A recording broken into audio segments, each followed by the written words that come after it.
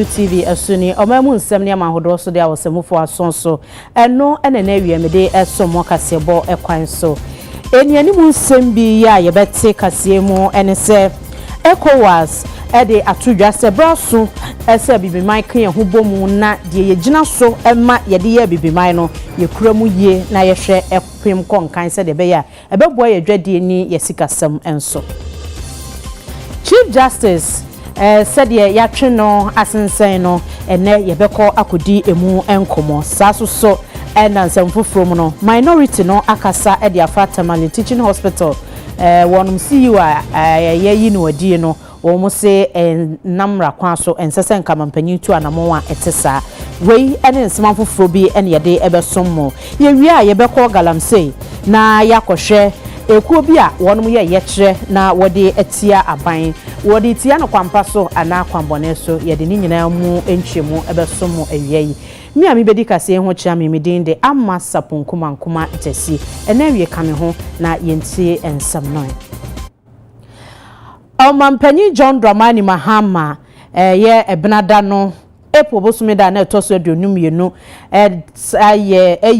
yewura Adam Atiku edi free ni dwumadie eso se panyi kwanchefo a woda Tamale Teaching Hospital ano ni nyina ne se yewura kwabna minta akando ya woye soafo a wono ena ehwa pomde ho nsem so no ekwa aprobo wo ho na chese okoduru ho no no jana bia wo ho ya tomu ye se ya ni bi so kra afrimu a wahwere ne nkwa chese kwan ya doctor fo ne nurse fo no edi aya fo ne fa so wo ho no minister ni anye so wo bisa ne na chese aye nsem ahodo bebre eno nti ena nam so ama yayi opanyi ye die ewo se de wantumi ankrakra ne ho ye ne nsemisa wanyia no ancheche mu na afi kwaye Manson Dawire and one minister etchi.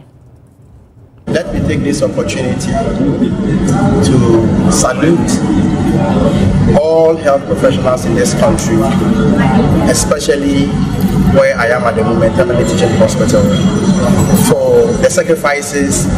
they are making and they will continue to make for Mother Ghana. I'm the first person to admit that they are not working under the ideal situations, and we don't have the ideal situations yet. But what I must say is that irrespective of the conditions under which they are working, let us try as much as possible to give our best. Let us try to communicate well, have the patience to communicate well with our clients. Let us respect them. Let us value every life so that it will not be misconstrued, and I use this word adversely, as though we don't value lives. There's one thing I don't understand, and I have still not understood. Where government will provide equipment for health facilities in this country, the equipment are run when they develop faults. We are expecting government to either replace it or maintain it. There will be a new government policy directive where a special escrow account will be created for all our equipment, so that we'll use that particular fund to replace or to maintain our equipment. It will not be business as usual. We will do our best under the circumstances. It is quite disheartening to hear equipment such as MRI, CT scans have been down, have been faulty for the past 5 years, 6 years, 7 years. It has not been replaced, and they have also not been repaired. It's not a pleasant scene. We'll do our best, but we need everybody. Let me implore the good people of Tamale and its environs, continue to have faith in the health professionals in the region and in family teaching hospitals. Minister Yerura Kwabena Minta Kando Eko ensahwe ewo Tamale Teaching Hospital said yedi kan kwhwe mfoni no na niema ba ko mienu bi ko so a nani ehu ye na tese ne bo anyoso nti wo bi sampanyufo da ya sabia na no ene question no tu enu watu ema wonom nso so ekoye nche no ahye wasa ekyinye sede esi ekoye no oma ye nkohwe eho agane ambia ho nsem enkoyi ne niema bi a minister susu se ye sum nipa de ayeyi yem ne sum ne yi a eno nti odi ano baba ye no. The way forward is for us to have the vents available at the emergency, and then this wouldn't have even happened because we could have intubated the patient here without needing. So I said what I'm going to say. I said it when I went up there at the ICU. You know how you handle patients, even if the unfortunate happens. It gives us some kind of comfort. Okay, if the patient is brought and you are looking for a certain equipment and you've not gotten it, communicate to them. And then not to come in. But you see, if that communication wasn't done, whoever is making a case out of it wouldn't have even known. Because we make it a point. Before we intubate the patient, the family must be informed that this is the next step that is needed. So there's no way somebody would have said that appropriate counseling wasn't done. Then how did we arrive at that point and we call the ICU? So that communication has been done. I don't know what is making the issue blow out of proportion, but there's no circumstances under which a patient will come, need intubation. Intubation, you need consent before you intubate. So there's no way we wouldn't have communicated with the patient really. That was done. And we try as much as possible to discuss the prognosis of patients with patient relatives the moment they come, especially for the red zone, which we all know is high dependence. But I think the solution to this is simple. If there were available ventilators here, then we would have intubated the patients, and then this issue wouldn't have even sprung up. That's what I think. Because we have the capacity to have intubated the patient within the emergency. We all know the ideal situation, and we all know what must be done to solve it. But that doesn't mean that until we have the ideal situation, we should not be able to manage the situation. You understand? So that is why you are here. We don't have it here, but we have it at the ICU. The fact that we don't have it here doesn't mean that if there's an issue, your defense is that because we don't have it here, until we have it here, nobody. It's not a defense. So don't put up that question. No, it's not a defense. Please. I'm also trying. Don't put up that question. Don't put up that question. I'm telling you something that you are insisting and resisting. If we have to resolve the problem, we have to be honest. Even the minister, you should look at the way you are behaving in front of me. So you can imagine how I'm trying to explain. You can imagine how I'm trying to be honest.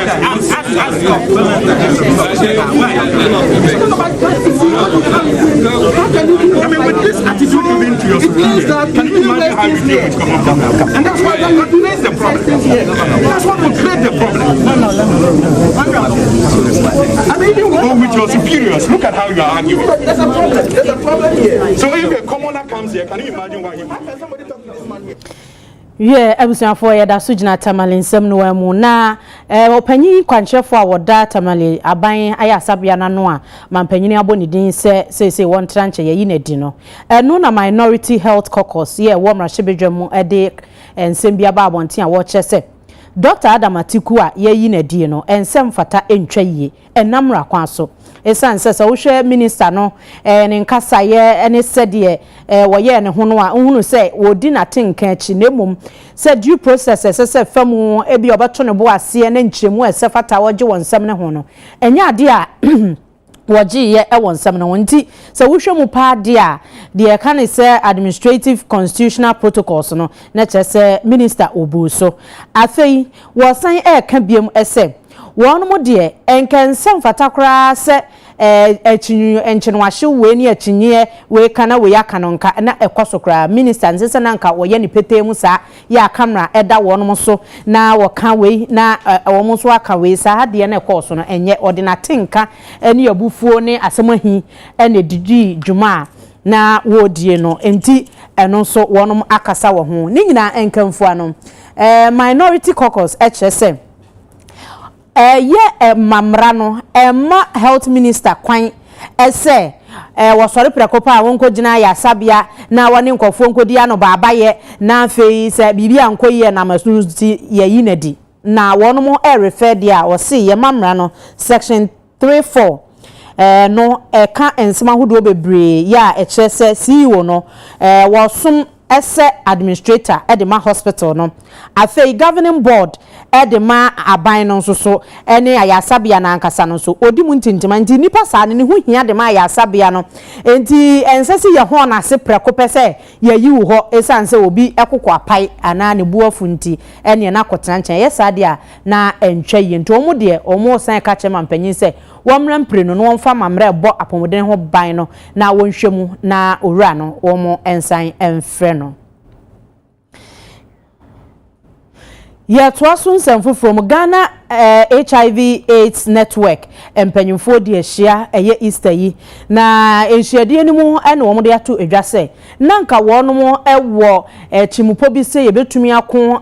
to HIV ene AIDS yade na sede afi o my Ghana mu bre bi a enche na tese 2030 nanso so sei ekamia yese US abampanyin Donald Trump twa watwe emwa ni nura wonom de free wonom amaso ede bre abibremu amani Ghana ka ho bie no ayatwe asensen no eyade a eha adwen pa yie a anhwa saa gina yesi a wo si yese afi 2030 no na HIV AIDS yade yatumi atu ase wo mem no ahwa ne yantumi enuru ho e wo saa yoi so na abrepre no so no se ye na ye hyem se ye gie ni saa eya na empema grosso etumi akobemu enzi no de ye ne se ende yaba ye bode ro ye bo nka ye se obia nya hwe yie esense yare HIV aye kono enkoye enti no yekuta yensem condoms a ye de chem omo hie bi no ye de momum afi so omo hie HIV self test kit no so no ye de momum sina ba ye mutumi aye testing no no mo hu mo HIV status so hwe okuna ye kuna aye okun aye okudin pa na de abaha ensisi a pa no aye USAID US government say on funding on programs in the bio and no about affect here because a lot of the funding no yenya efi USAID and the global fund na sisi na US government no hono eba high adwen pa nti e be say aban say national HIV and AIDS fund no yaka ho asem saa 2016 yentumi enye saa foto no ye begina endedwumedie so yasra aban say senia omoka wa budget ni mu no omundi so saa na yenya national HIV and AIDS fund yenya sika ntu saa foto no mu ni edumi fa binto nduro e ma ye nua no ma mo yare no sisi ye ka say enipa more than 150,000 na eda eduro so a bosumi bia omoje mu nduro eye sika kase esa aban etumi support ni yenya saa sika no eruto enduro na yade ma obibia afenso so say nya sika nyetumi dibi ebode ewuro tese nyase na yabare na obiebenya ahweye na ya prevent yare no in the first place because globally there is after 2030 the person you to yare HIV asekwa so we be nam na ye we chire the say government ahwe na o make available more resources so na be ye betumi e dey akun yare HIV be papa so be test na be hu dibra wom na be hu status ene mo mbeboa wo wetimi se wo yare ni bia obetimi atena ewiase ache esan se HIV na ho yare no soso no nyame adom aduro e wo ho a ebe bre mo wanase enti metre wo se obenya to boase na wa test no hu status de tie bia no enye life sentence e ma o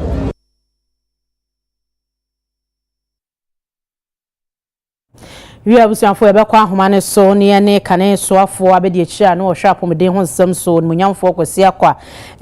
emrahye bedwafie yerai eka minority caucus ya wonom na ti apomden ho nsem so etutu ne sere ne abasa hwe kwan ebefa so de Ghana ya apomden ho nsem no atutu yie na Tamale Teaching Hospital si wo no a yeyi na die no ye ba beji yerai adwenche ewo mu wi akwasi akwa mo ha mo akwa abo honorable Bijo so many aba. Na apom te say o. Onyame adom ye ho ye. E dey rade ase. Minority Health Caucus in Parliament mwakasa edietia Dr. Adam Atiku yi ayeyi na die no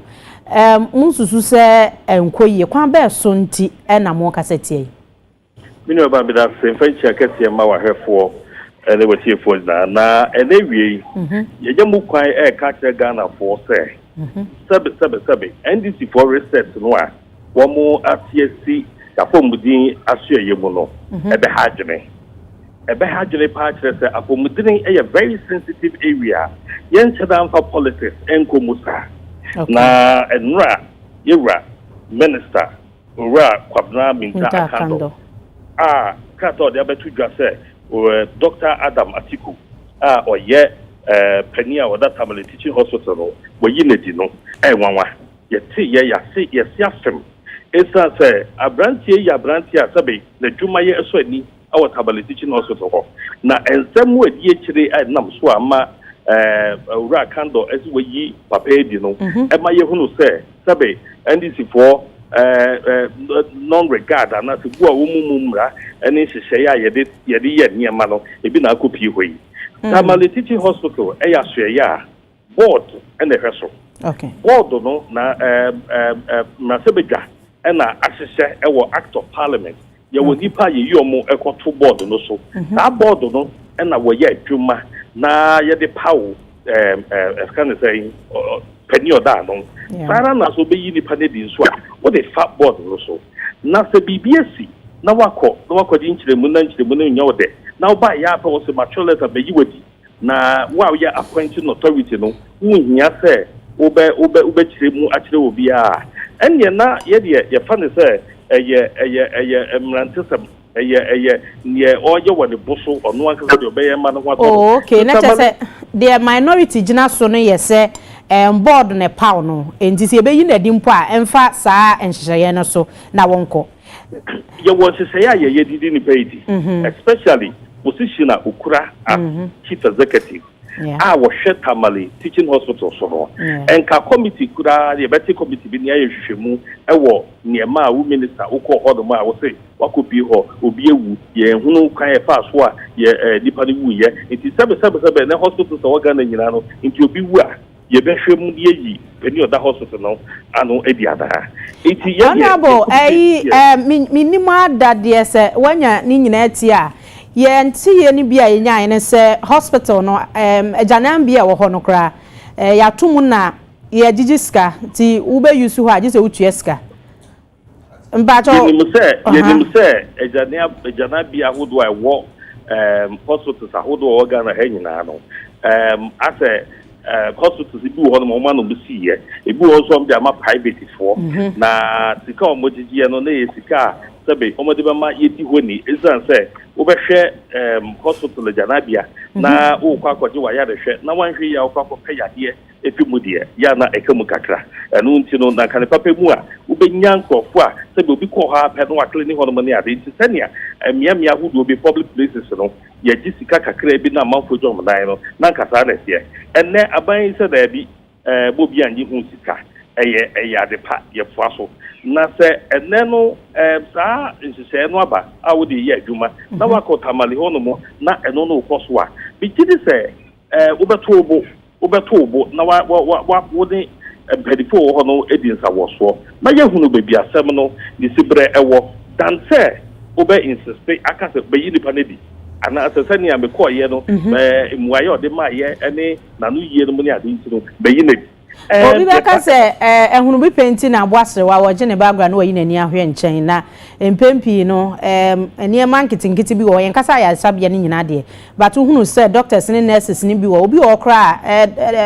mira mesre meka se udu nipa akoto ya sabia hono patient ne kura bob bell say ohia bibi ana bibi ya no ubakona nurses at dex ho na omo bo nkomo bell na ringe but obi I attend to patients no enti sa na ma no unzuzu say ni aba ena because ebra so say ase ye po ye ni kire wo mu kakra mu hu say nipa nkwa no apomodina so ye no very sensitive o ka se wo dey high ye wo mu a sabe nipa wo hwe wo ma waduro wo hwe oni ade no near a beba na dream mono, one here a behadjene. Intino, your friend engagement, you were quite fast with your mocasa, bocoso, na ya macasa, almost issues, almost near ma, a have warm. What I say? Intino say, what bamunu, yentimin, yes, and your money, ma, warm one. Young call for show warm cassette, and obey you, and I was thinking near the Epasan. Neo Bronifer work to rule and a baby yajuma. Work to rule no say, okay, so what the hot about Beba, send the people so the Mabel Hill, Yabot say, what's hard to know a war honorable, and what's that for within a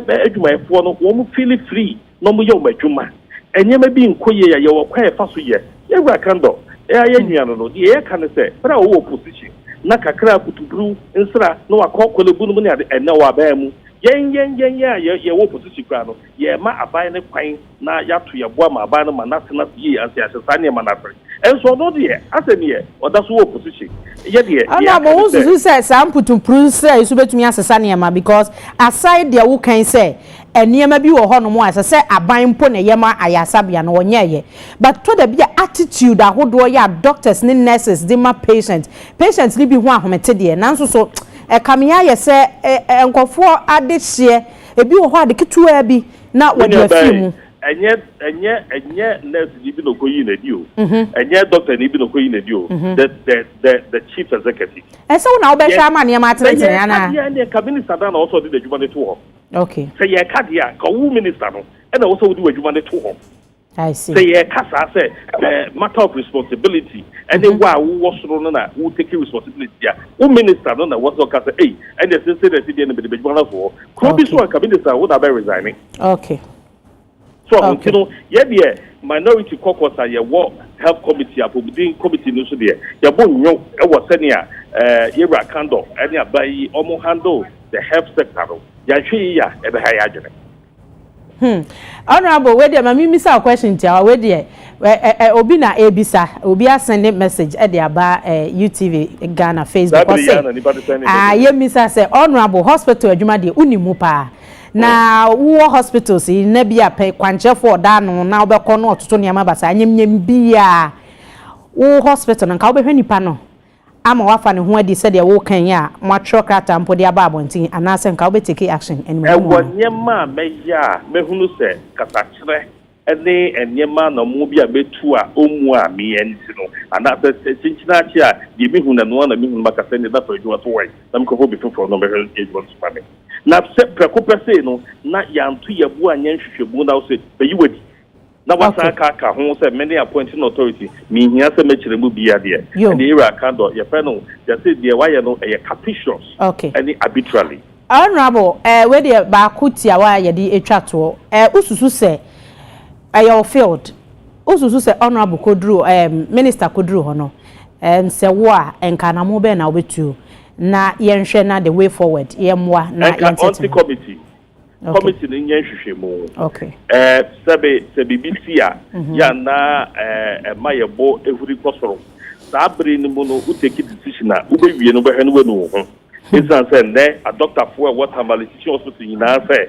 ya yewura kind of ba ho de obeye ye no mo bonyo ejobo so mo de mo fidie to ho no mu a yen yebetimi akwakoye yewura kind of betimi akwakoye doctor for na adwuma dabi eti no ye wo kwan fa so e de engage ye nkrofo no na kakakra de ye hwe madwen ko ne ma bi so na fe ye hwe na after engagement no ya ye committee na aye adwuma hunu so da bi we dey win the post we do so say you next we di na ni na no aya eno no be boaye ya da CP onmonyamfo kwasi akwane ne no etwetwe enkomo no ye rei kane no ye deputy health minister afei ye kase ye de wono asoso eye adehia wono mo ewo oda empotam hono enra shebedwani na wo kasa osan eye minority caucus on health no mpanyimfo no bi ene wache na dwen ede afa ensem no eho ye kwansam foforo mu de abusuafo NPP amanyoko no e de adesre ato abanyanim se animanimu ya wonhwe na enubone no abegu Ghana ama mrante ne no gina sen se enkuko nini no ni nyina yemra mfi ho anye sa daachi wo men emebunu no e yade a yesembe fimpa. I'm always on the streets. I'm always talking to young people on the campuses, everywhere young people are. I engage them. Something scary is happening in our country. The abuse of drugs is something that is going on. Today, the ish in town is what they call house parties.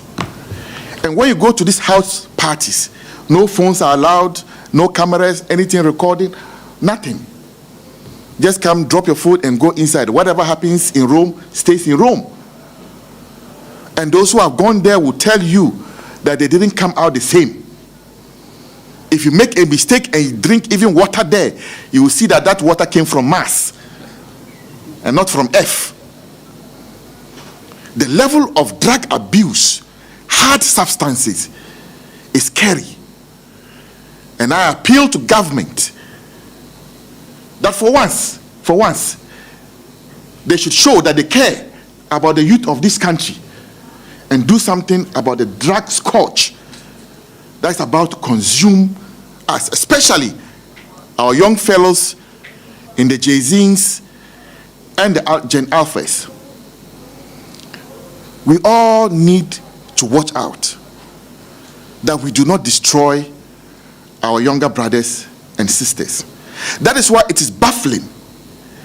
that a nation that is grappling with a drug problem would find the state defensive when issues involving drugs are brought to the fore. We were in this country when national security told us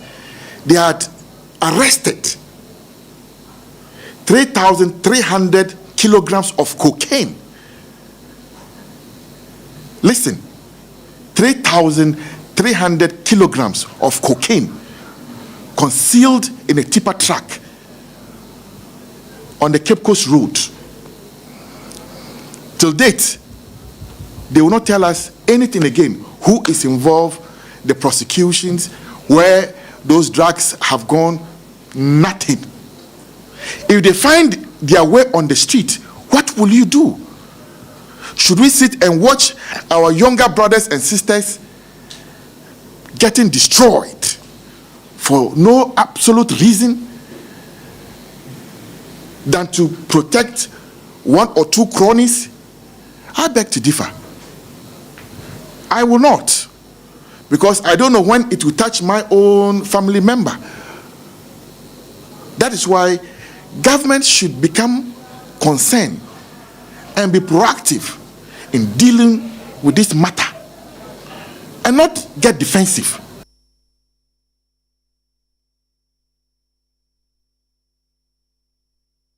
Abusuafo ye san atoa ensam so na Chief Justice ya mampanyini ede ababontene ese wontena nchen ewo ni dwumadi a wodie ede asom wo man no emu no yensa kan lawyer tua yeboa kane ye aban krache lawyer pe kane aban lawyer panyini ede ma oman Ghana na chese former deputy attorney general ene ye ne no ebedi enkomo eni abisa ne se yesi constitution no ema aban kwan se koba ne se nipa bi hunu se Chief Justice ndwumadi a wodie no entwaye na wotwro ehon krata de koma mampanyi bo echi na wode akoma na futufo na wo mo so ahwemu na afi wo masan bo echi ama mampanyi no so na wagina siginaye ginaye se ba ye no ebinum esusu se entwaye ebetumi de ohawpi aba na yerei eye kane deputy attorney general de yenkwaji ni nimu de ewon nsam yi eho miramu ahamu akwa baba UTV kase so awie yo ni aba meje wo so wadaro mana apomu te sei nyame adom ho ye ne kwacha wo so nyame adom yeso ye ho ye pa wadaro ma Chief Justice suspension wanyanyim bia watimu nsam na woye mranim ni panyi bia wo so wadwen kire wa asemi ho ene sei yo me das mini aba Chief Justice neseme ba ye ma kan bi so na de mekane se arebo the Ghana ye chase 92 the economic can be ya democratic rule after 32 years no and ena e dey ya bedu me ka we ɛhyɛ asɛm bi so yɛhyɛ yɛkwantuo sɛ ɔman from 1957 bɛsi ɛnnɛ ɔmampanyin a na constitution ayi ne president Ghana ha otimi yi chief justice jana ka so nyene ofana adwuma ento ho na e Kwame Nkrumah tamre no in the 1960s bi Kwame Nkrumah breast no be si enne na ye first time a yenya omampanyin a ono so constitution eto abama no a ono so wa suspend chief justice a o san atwa so se ye hwim na se ba se bona ye nyina di e fi na adwuma mo a woman say a constitution I want no decide to me no Emma or Mampany any council of state any judges will be your mama dear semono. Now Sabasa said say back now so cast what the brand a year Juma and then just what the brand a year Jumano and share their tie and brand like she. We saw Mampany send a Saka petitioner so now we can introduction the bus will be Anthony will be as she just a Bonibia if I call the class I come home or Mampany. Mampany said in Saka Kratana. I also Mampany ne council of state or Mutu Mampany fall so a send now almost says some any kind of buyer no it was in a store. So in a store there any end to us on a committee and ship. So in a source of Banama quite say council of state two Mampany for say I am the same in us going to know the share young them in a short mining in ano the best the chief justice suspended. Asa ini si wasa semu emu ana make us daddy. Okay. I think make us daddy. When you now this and cat and or you know when you be a kind petition and that's what working can be baby. Don't can be so me makai ni na. Okay. And some na be ni say obetimi abobo ba ko mienu so achen. Ye di kan. Ko do a momo de nsem ko ma president e kan say papa bi a o ye lawyer ni say me lawyer ni. E Supreme Court. Yeah. O ko ye no oni judges no enya nsem kakra judges so mo twe na so mo detaining no sa na o ka so mo detaining ne kakra. Okay. Yeah, sa panel le dia no nipa na o da no e chief justice. Okay. It that say dia yina so e chief justice. Nya ba first point. Judges num no mo tena so nine aka no so e. No mo nya judge for na. Okay. Number 2. Judges ben Ghana emre mu no so judge the court na odi asema, odi gasa asema odi o court bi gina so asaman no yo omo immunity. Yeah. Isa kwa bina de born no minister council say what the say there's papa fashion say about woman say to aso. Number 2, judicial service yeah chief justice na da no staff bi adibone omudi bon chief justice hwehwe bo no say na ese be ma asotwe emam nine na ye gina so ka say nam so otwe bi ma so nti no ye ka say yi ni fi na adwuma oye obi oye judge ni yon so ye judge no asem call na nim semi ba ho ma chief justice petition eba ye ma committee ahwehwe mu ma committee ni ka say nsem oye na nyens ba ntini nyinadi yes a toilet nyinadi no enne ye gina so abone ko bi say ye fa justice di in free office ye di asem wo court ye asem a ye di no proceedings in fact ada 19 July procedure case na me ye gati question case 19 July and I'm saying that some ye di ye ni na computer no paper free so nti na na nwa ye chief justice a o in adwuma o tie no o man na secretary for step in e ko hwe di si ye nti a proceedings ni hu e ma na secretary for report by chair say nipa ba ko na me bi da ye di sha bone no ye chief justice agina so say ye ntwe sa nipa na so enne ye gina no so ka chief justice nti no ye ni free office chief justice which we transfer judges to me e dia man no ye to me or transfer judges for transfer judges dim ko ba bi nti no transfer judges no ye nyina so ye pam free na dwuma say chief justice. Okay. Asema ko nani ya asema ko ye no say afenyo marking or the speaker of parliament echo court. HCJ nkwana na case no so. Yeah. And now the case of making orders bi nti no ye nyina so na chief justice ye pam no free office. It's the council of state we do omo yaw. Mira mami mremu wa ha obaka se afutuo de ubetimi atumefo but ebia me na meje atome ho se bia meti afutuo no ana de wo kan mefa ntia ha no wo de sobo obo obi so a ubeka se ebetimi ache akakra ana entra meto aso no enda me de sobo epo council of state. Okay. Council of state ni ndifo animunyam wa Ghana mra amomo kwan se ɛnam nyansa ne ndi omo ntino omo nkɔtena hɔ na Ghana for yentwi omo ka bosumi bia sɛ cabinet ministers. Okay. Council of State member bia no eyisu V8 ya wo police bodyguard or state minister cabinet minister. Mira yanhwade o Ghana constitution. Empanyifo atena ase kunchire ye. Ekunchire ne se sanyanyem bia se bia chief justice njumadi a wo die nso ani won toto ne niam aye wo yobi a ebia na brabo ne su ne ye ene na adwuma nkwa de ekwan yesese ye faso ni enna nipa bi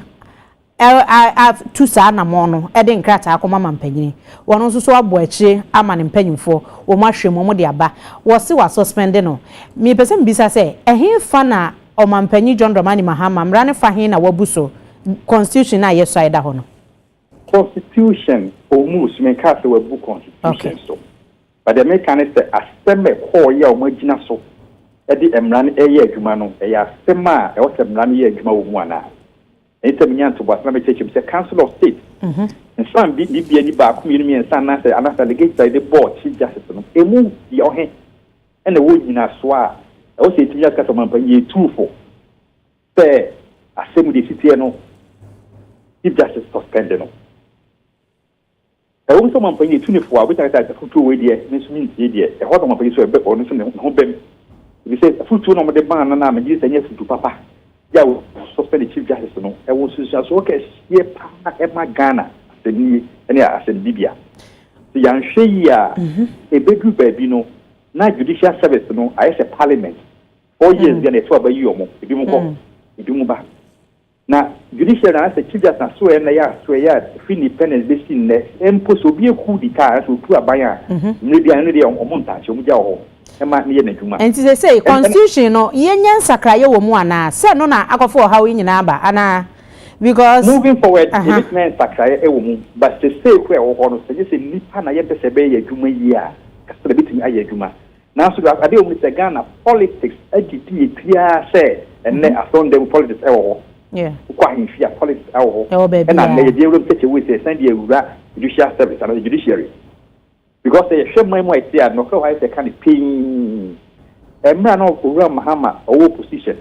and send them no mo kafa judiciary ho ye be pomo mo mako ye be clean up ye be hwan ne hwan na chairman na ikabi na we ikabi eno mba ye no eno ma sha se ye no na Ghana fo mi ye ni ebi ande de mami soko na ne ho akantiri nyina ye mu na senuyem ebi asoko ni ye be ya ye nyina firi ho obeko fie oye lawyer ni wabona juma majise nyame adom so nyame ma ne kwa ma na che anhwa dakro nipa no mo ye sabo be kuli fia kasma me de ye no ye diwo because ya nwen ye na oye ni tache ani tira mi di council of state hu ya pa no o me se ko mutu te papa no kre e de ye drama fashi yan to asu ni as na move suspension there because ma me no on the judicial one arm of government anu nti no eso enye se bi fon bia ye ba ne sa na juma nye na juma okay dia semi wi na se dia semi odi for dia and na se dey yi na fio in fact chief justice no oni dia de ko mira ya nyante ss mo na munimu mra na da mu kukumu de na mi nim dia kakra nse se ekoba ne se ya suspending ni ya asem no wo ho a ye mu nhwehwemu ni ye kan se ekoba ne se mampanyin na so esan atimi ka se brabe yi wadwuma ko si se bi ase ne betun aba so nti suspension no enye se eye chenchena se di be kwa kosi se asem no ye be hu ni nu ya gubre obetun ya san afre na bibia mebo a eye no kre ye constitution kan kwa so man pay suspend no but any point it don't say na dey me do ha dey masan atwe asensen okay but the me kan say na nya say ke start kwa na ka se bia atwe asensen baby we say sem na call ye no nyame adom na dey ni nya ba abonten first na ye kan so ni dey na ewo mu tira uni dey obuti but dey ewo mu ni se o kan krata no mu a tifo mu tie me yo mu tiri kenkan sem na ba yo bia mpebi no kan se unye lo ye nimpo na o kan dey o mi nyina na o kan am response a wo be hu se o tan hu ya ni ne be so mu ye na ma me no bi ni free o okay na se obi be ka se wo hwe mu pa de a mfomso no emfiri mampanyini na emom ye mamra no na obi be ka se afum metimi ya bisasa se mampanyini nya mfomso na emom mamra no na se echia ne mama se akoba se bia tumi akodi ba akofo nse wono nko an betumi asigina nya ne sa ɛnyɛ saa na tie saa ɔmanpanyin wa mmara na ɛbaeɛ no ɛna ɔde yɛ adwuma na so ɔde yɛ adwuma no deɛ ɔsɛ ogyina so yɛ adwuma no wanya saa deɛ no so yie ɔne council of state nyinaa ɛhu sɛ mmara ma ɔmo kwan sɛ ɔmo no bɛtumi ahwehwɛ mu aka sɛ yɛ kɔ akɔsɛte committee ne nneɛma ɛne obiara nchallenge na mmom asɛm na ɛkɔɔ yɛ a yɛgyina so de mmara no aka no ɔmo ahwɛ saa asɛm no yie ɛna ɔmo de mmara no atu mmirika ɛna yɛduru baabi a yɛduru na sɛ wohwɛ deɛ ɛrekɔ so ɛnnɛ no a anhwɛ na dabi mpaeɛ mepɛ since the bɛyɛ na ɔtwe mpaeɛ mebaa ne sɛ gyagye sɛ ɔmu di asɛm ɔgana mebɔ mpaeɛ ma m sɛ wobɛnya akokoduro ayɛ ɔmo adwuma because mɔpanyin ni kɔ dama no no ɛna asɛm bi emu nye duru kɔ sɛ yɛde yɛ ne deɛ a ɛne yɛ gyagye woyɛ high court judge ɔto baabi woka wei na mi na wɔn so ɔmo de asɛm bi sɛ adu woka wei na mi bɛbisa sɛ agyagefoɔ no a mɛfa nsɛ nka wɔn na nka yɛtu wɔn so sa anamo sɛ bi akɔ enso yɛnti sɛ wɔnom akeka wɔn ho yɛnim sɛ Ghana Bar Association sɛ bia bibi ba a wɔn tumi keka wɔn ho sɛ adeɛ wei de ntwɛ yɛ but wɔn so ɛnkasa ɛhɔ no so ebi amra mu no emra mo kwan sɛ wɔn betumi abɛkasa sɛ bia deɛ ɛkɔ no deɛ bia ntwɛ yie ana bi kura yɛbɛ yɛ kyerɛ ana yɛbɛte yɛ ho agumɔntene so wɔn ntumi ntu anamo bi asa akɔ yɛ sɛ asɛ ɛdɔm kuma ne a lawyer fo mo na mo ko ɛdema wɔn. Yes, judges will cool. Association of Judges and Magistrates. Menti omunka. By now, no interest ABA or Mundi side there. Now, say, sharp, no, until say and run. This will be one I got to Casa because up to and run, you get that they're not ecoso. Okay. But a ban run, Major free and equi. And a day enemy. Dear no mama out about your margin. Okay. Together with Ghana Bar show, GT, maybe a member of Ghana Bar Association. Now, a council member, you say, President, it is one of our issue statements. We take this as of time for all the executive members who know Mushia and so what's near to keep position on the matter. This animal may be a more go through. Never baby, I was say, yeah, this you. But Mirror, the economy, the media, and you be no. Pen craft and being kind. I imua assemno. Any pen do more for you mono, a sample pire momo. A studiake see a pan idea for moso. Obiad na niche, Obiat na soon see that Ghana judiciary, it's almost yo. Almost you any pirate and Jesus your bonfire momo. Mate, yeah, that's lawyer to your boy, former deputy attorney general, and no train and commono. Yet one seminar so dear. Former National Security Minister Yerua Albert Kandapa also ede atudwa se osraban enkron ketwane akese no omo atumi boabo mo bi ho mo si yesi school dan ebi ho mo si yesi hospital omo atumi akeka omo nsase ehunu se omo bo omo homoden se omo nya bibi omo be ye no sa project na eya aban som na wonye ne ntem fama wonom se de be ye beboa ma mpuntuo no ataka babia. Government is currently working on the second phase of the Bonsu University. My immediate intuitive thought is that I should dedicate the third phase of Bonsu to Achenswa and Ohau in the Volta region, so that Ohau in the Volta region will house the agribusiness campus of the Bonsu University. Then Achenswa will house the satellite campus, which will be referred to as the Institute of Green and Sustainable Science and Technology campus of that university. Sa shiemu ye shiemu ye be kyerese e kyerese aman ye nyinni se bibi wo hɔ a ye be timi aka se ye ntimi nye ye nim se ye kase ye be yo a ye be yo da o ana nananom omsi da bi ye kurei ye suwe nya kodegi a e be fata ye sa time na agafo mu ha no kra no na kodegi na bi ne ya enso omsi wo mu be yo omu joy ema ye dikonya secondary school ya ene esiwi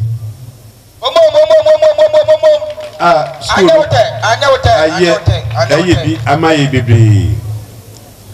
na ye kasi ye ka eno ma ya ye di abo akru ye na nanom ye di bo akru ya asam no ebe ye tententen ene tieti ni tiamu wanwani se yesi die nananom yeye epagya akyire ya bedru ba bia yedru yeso no momye nka ye humom na ye mpagya akyire ya enko sro eho ebi eno hudwa ena yaboy te wade ayeye na wa na waje ye nhyehyɛ ye mu ne se yenya ya bɛbobɔ ye ho so na ya pre impuntudwuma ne bi de aba akyire tu anamon bi afa ho ama abaye hu se ye ni abre epe reverse immigration nti wabai ya de srade kese a ya de to wanim ne se yesrew wo haide ye to hu a eto ye president as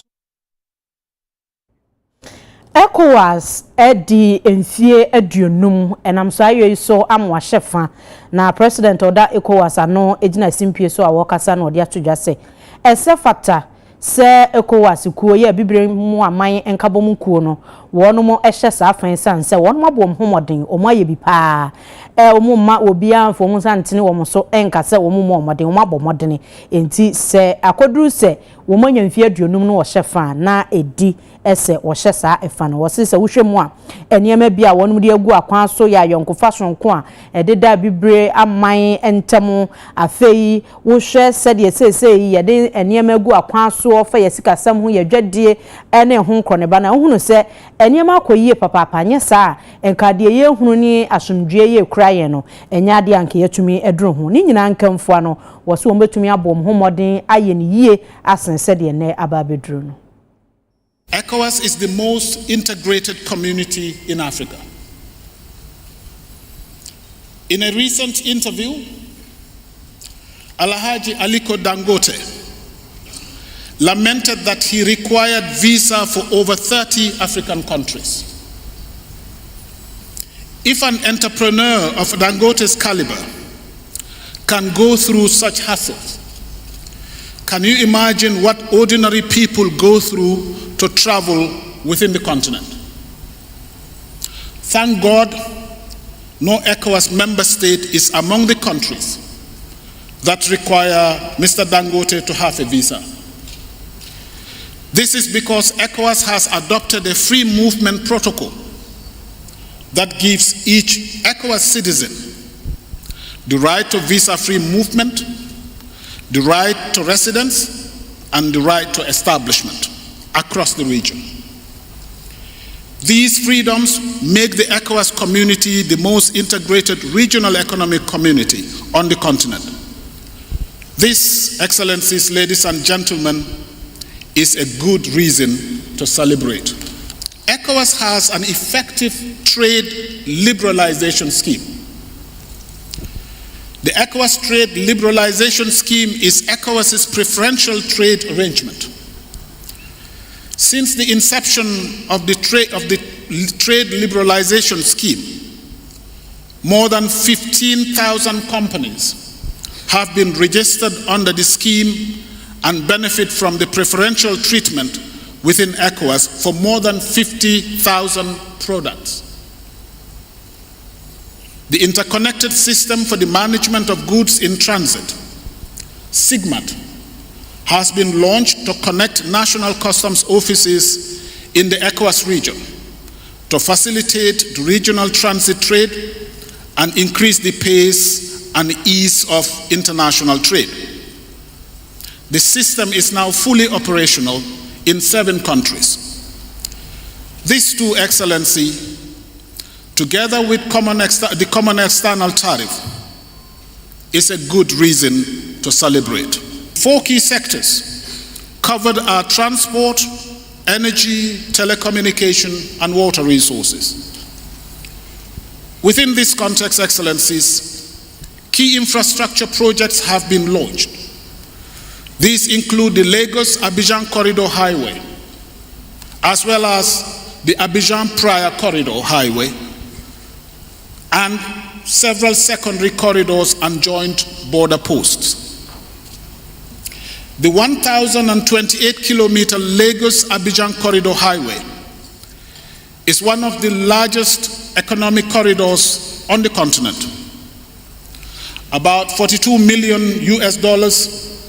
has been successfully mobilized to finance the technical preparatory studies of the project. The feasibility and preliminary design studies, which have been completed, show a significant investment cost of nearly 15 billion US dollars, with an average economic rate of return of 15%. The corridor, the Abidjan-Lagos Corridor, Excellencies, is now ready for investors. Onimonyamfo kujato blakwa eko dwumadie ye ECOWAS 50th anniversary no ase na wokasa en wode etudwa se wohwe mu paade a ebibre mu aman oye boye ho abaso ne yedida no a esefata sanse enye se yamamre ne yamane nko an yatumi ahwe apagya mu nemom eba na sumdwie ene asetena paso so a wonmo abom homoden pa enu nti esefata se yehye efano ni nyina nkamfu ano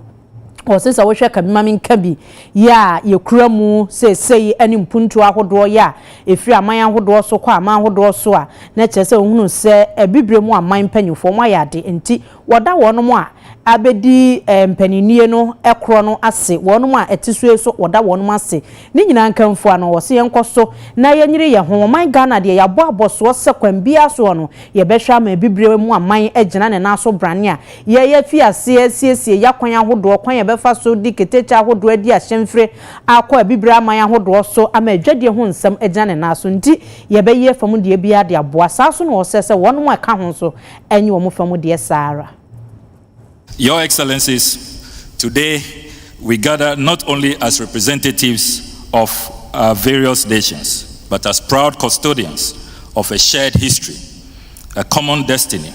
and a regional identity that has grown stronger over the last 5 decades. It was on 28 May 1975 that visionary leaders of West Africa came together in Lagos, Nigeria, to sign the Treaty of Lagos, giving birth to ECOWAS, an ambitious, people-centered regional bloc founded on the principles of unity, solidarity, cooperation, and economic integration. Your Excellencies, 50 years on, we have every reason to celebrate.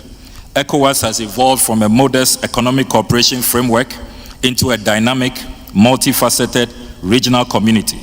championing not only economic integration, but also peace, security, democracy, and social development. From promoting intra-regional trade and cross-border infrastructure projects to deploying peacekeeping missions in moments of crisis and facilitating the free movement of our people, ECOWAS has made remarkable strides in advancing the collective aspirations of West Africans. This 50th anniversary milestone offers us an opportunity to reflect on the challenges we have overcome, the progress we have made, and the sacrifices of those who envisioned a united, prosperous, and peaceful West Africa. It is also a time to reaffirm our unwavering commitment to the ideals upon which this community was founded.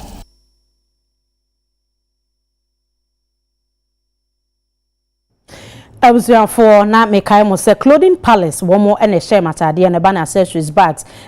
casual jeans bibia office wear ni nyina wonom eton bi ya wonom ni achi prokra womo wo Accra Central me pacho lava bro sign so na wonom ewo ubetumi afre clothing palace 0271998313 0271998313 so na eho de ye manta de papa fie nti kwa de wo hwehwe wo ba ho bia won sabetumi aka ye ho meso tiawa bongo di fara abo agudie no nsema wode ebre.